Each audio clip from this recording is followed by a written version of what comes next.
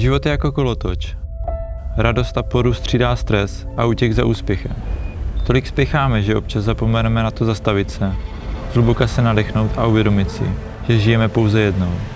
Nebuďme součástí toho stereotypu, který je okolo nás, a zažijeme svět takový, jaký doopravdy je. Dave, jsi připraven?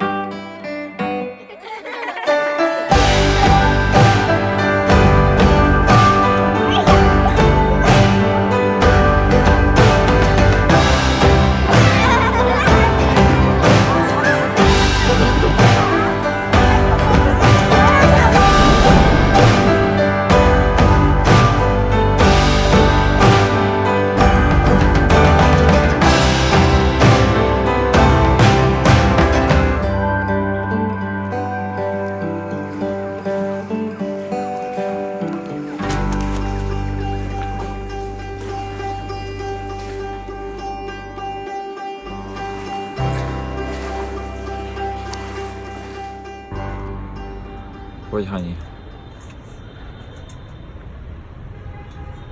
Ach, ať se ne to. Milimetrová práce.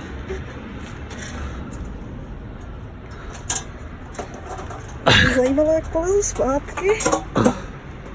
To ještě uvidíme, jak se dostaneme zpátky. Teď si to napřed užijeme.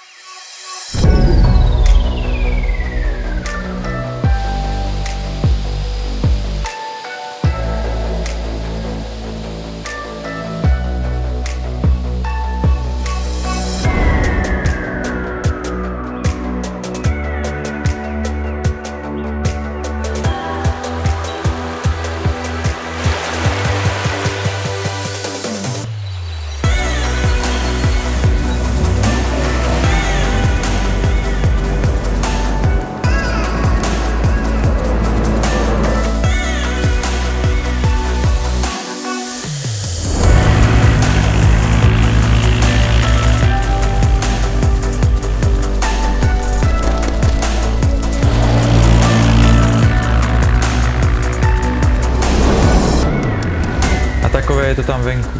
Svět, ve kterém můžeme být sami sebou. Doteď nám připadala volnost jako samozřejmost. jako něco, co nám nikdo nikdy nemůže vzít. Měli bychom si vážit každé chvíle, kdy kolem sebe máme své blízké. Být vděční za všechny, kteří nás podporovali v našich snech od samého začátku a za každou příležitost, kterou nám život nabídne.